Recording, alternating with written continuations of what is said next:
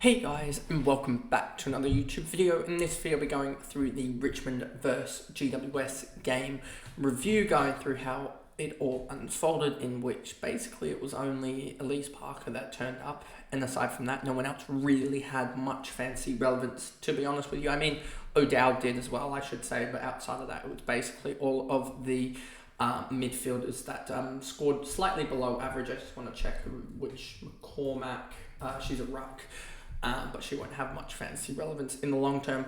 So yeah, no one else really had much fancy relevance outside of that, but we'll just go through the game, go through my thoughts, etc. on it. But anyway, let's just jump into the video. So as you can see here, here's the DFS scoring of it, the breakdown of how players went. First of all, Mon Conti, 18 touches, 5 tackles for a 76. She just couldn't get involved in the game, but really bogged down early. I think she was on about 32 at halftime. 17, 15, 16 really broke out in the last quarter. But yeah, because they had to sort of break the tag, I think, to actually let the game break open. I think one positive thing for her, especially with the, if we go and just duplicate this a little bit and look at the midfield splits for Richmond, you'll see that, where is it here? 1 second, let me bring this up. Here you go. You'll have Conti, Mackenzie, and Egan there as well. Lavy, Kelly, and McLennan was sharing the ruck duty. We know that. And then Dalloway and Woods didn't get any. I think one of the positives is that Sheeran is expected to return. Whether she returns directly into a midfield role or does more like a Daisy Darcy and Webster and go back to her halfback spot, that'll be a big question. But I think that should help out Mon Conti in a way, just getting a better distributor or a more bigger body midfielder in there to help her out. And I don't expect her to have too bad of performances.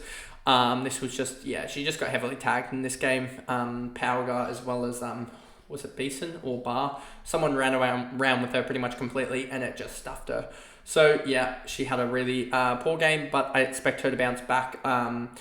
Next week, I don't know who exactly they have, but let me just double check who they have, because it could be bad for it, but I don't think it will be necessarily. They have got Sydney. Yeah, I expect her to do all right against them. I don't expect them to really tag her other than Kennedy, maybe. I don't expect her to really be tagging though. Maybe Hurley, but I think that Swans are just trying to find their own brand of footy with Chloe Malloy now out, so I think Conti should do well against them. Poppy Kelly, 66, Egan, 60, Lavy, 58, and yeah, let me just actually go to the stats page, rankings. No, I want stats center, I want Lavy. Lavy, a defender, getting some CBAs. No, I don't really like that, to be honest with you. I'd rather wait a little bit and see how that goes, as a 60 isn't that damaging yet. As you see here with Lavy, she had 38% CBAs first time back. So that'll be an interesting thing, especially with Sheeran coming back. I wouldn't touch her just yet, but that certainly is an intriguing thing to look at. And yeah, Lynch, Hoskin, Mackenzie, Dempsey, Brennan, 51. A little bit disappointing here, especially after the first quarter she had. If you look here, she had a 35-4-6-6. So I think she will have a breakout game against the Swans. And score really well, but I'm just not, I just think that there are much better options, a little bit cheaper as well, especially because I think it's better now, especially with the forward line, just to go dirt cheap with it. If it's only going to cost you, say Brennan scores a 65, which is a decent game for a forward, but say you have like a Huntington who's scoring 50s or a Gabby O'Sullivan scoring 50s, like you're burning 15 points this week to enable you to get that upgrade in that midfield for the double game week, because Brendan doesn't play double game week till round 5. So you're burning 15 points this week, maybe 20 points this week for potentially say your rookie in the mid-5, M5 spot's going to go 70. And say you want an Ali Anderson, which is sort of my plan I've been alluding to. Say Ali Anderson goes 110. And then goes 110 both game weeks in that double, you're getting 210 points instead of 70. That's a plus 150 for a minus 15 this week. And obviously you're going to have other upgrades that will be possible. But it's not going to be as damaging, I don't think, because, I just don't see there being much of an upgrade outside of that. And I think getting to the 5 mids for the doubles, especially 2 mids on every single double, is going to be crucial. And it's going to be the reason why a lot of people can gap in the end, a lot of others.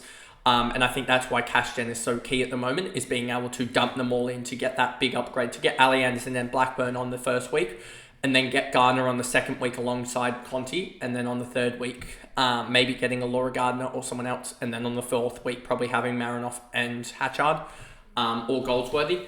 So, I think that's sort of the reasoning behind what I would be doing, and that's why I don't think a Brennan is as valuable as I thought initially on maybe the Sunday night or the Monday when I initially made my trades. Just because her role isn't the greatest. But she does have scoring ability, like we say with Ty and other key forwards. Dalloway, McLennan, Graham, Ryan, Miller, Hicks, Greaser, Yasir, Bacon, Ford, Seymour. You can basically just skip all of them because they don't have much relevance. Then we go over to Parker. Parker was outstanding with a 1-2-4. 27 touches, 4 marks, 10 tackles. She was just around it every single time. A 24 is a low quarter. It's really, really good. 100% time on ground. She's been really outstanding. If we go to Parker here quickly, you'll see she's averaging 109. She's actually been a really good pickup. Just has that late buy, so no real fancy relevance at the moment, I would say. But yeah, I would say at the moment you're not going to be picking her up, even after this 1-2-4, just because you want those Ali Andersons, those Blackburns, those girls that are going to do the Fredericks and stuff like that. You want to be loading up on them in the next couple of weeks, but also be getting cashed in. That's sort of the balance at the moment that you're trying to weigh up. Goldsworthy, 87. I think that's tracking all right for Goldsworthy. I think she's averaging like 102 or something. 102 for her. Not the worst, not the best. So we'll just see how she tracks, as she's one that I'm considering when her double comes up, whether it's 6 or 7, I forget. But that's sort of something I'm tracking. She did have a pretty poor first quarter, and then fourth quarter she had a pretty poor one as well. I just want to see GWS whether she was in the midfield or not. 100% midfield time, I do like that really good role. And then 87 isn't the worst for a down game. We just expect her to pick it up a little bit again, just get some more touches, etc. Beeson, 23 and 6 for a 76, not really fancy relevant. O'Dowd, a 20 touch, 19 hit out game for a 76 is really good to see as well. Shows that her ankle isn't bad at all, and I really do like this, and I'm really tempted now to the point that I'm going to probably do it in making her the R1, just because it spreads out cash a lot more efficiently. It makes that 70 odd that I've got on the bench is actually on field, and I can spread out the Edmonds 70 odd and get that more so on field. So I'm effectively putting, if you think about it logically, with my actual team, I'm effectively just moving O'Dowd's points and spreading it around, but through Edmonds cash gen, or cash, I should say. So I'm basically getting distributing 70 points more on field. And so it's just, I think, a lot better. Goldsworthy, Beeson, O'Dowd, McCormack. I did look at her. She is a 496k ruck. I just don't think she'll score that much, given she had one hit out, and I don't think she will necessarily be able to back that up, as she averaged 52 off of a 32 last week. So I just don't think she'll get that many disposals. They do have Gold Coast, which Gold Coast did give up 50 odd points to each ruckman in last week, but they were, and I think a 20 on as well. So I think that O'Dowd can still get a 75 or 80 there, as she isn't the most hit out ruckman. She's more of a around the ground type of ruckman, and with Gold Coast playing a more expansive game, it's a very open game, and I think that should help O'Dowd a little bit with her getting mass disposals. Bard, 72, Peas, 62. Sir Hoy, 53. I think she's surprised a lot, especially with her low time on ground. I'm pretty sure she's only averaged about 55 time Sir Hoy here. I'm pretty sure. 81 and then 52. So that's 133. 67% time on ground for an average of 59. It's pretty actually good. She just needs to get on the field. And she's done really well as a midfielder. She's gone up, 189k. So one of the more expensive ones, but she's done the double, and I'm pretty sure she'll have a 30 break even or so. So Hoy, 32 break even, so she'll probably still make some more cash, but she's one in the next week or two if you do have her that you probably want to move on.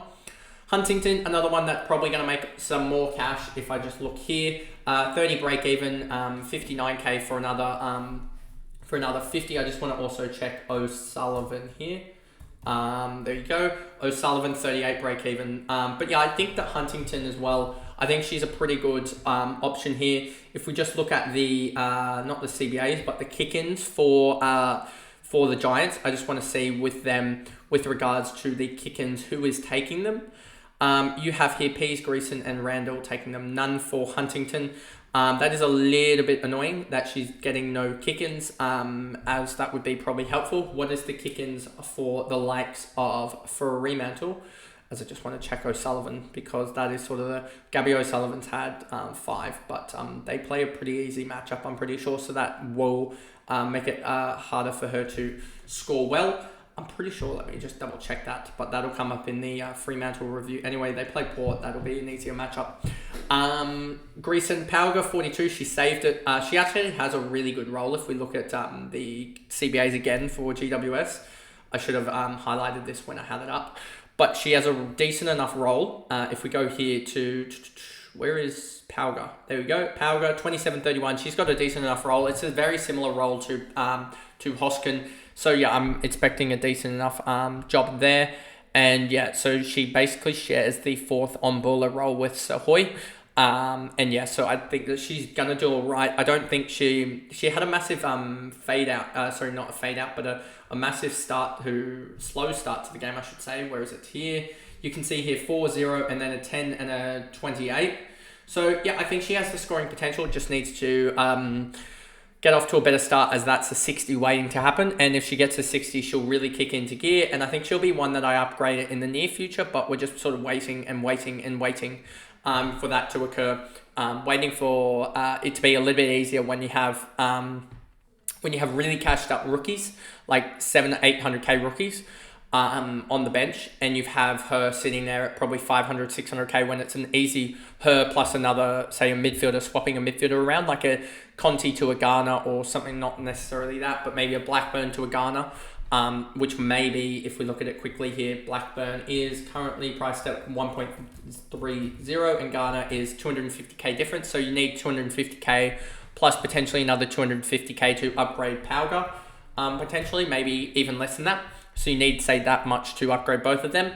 That'll be the way to do it, with like a 800k rookie midfielder or something like that. Maybe a Breed by that point or something. But that's the way you get that done. Brazdell Evans, I don't like her role at all. She's going to fall off a cliff scoring-wise, as she's playing as a forward. Smith, Evers, Rika, Randall, Garnett, Ransom, Gaffney, and Murphy. That pretty much is the review for the Richmond versus GWS game, in which Richmond got over the top of them by 11 points. GWS came harder. I believe at the end they kicked a couple goals in the last quarter, but outside of that, Richmond pretty much dominated the game. But if you did enjoy the video, remember to like and subscribe, turn the notification bell on so you know when I upload in the future, and I'll see you guys in the next video. Bye guys.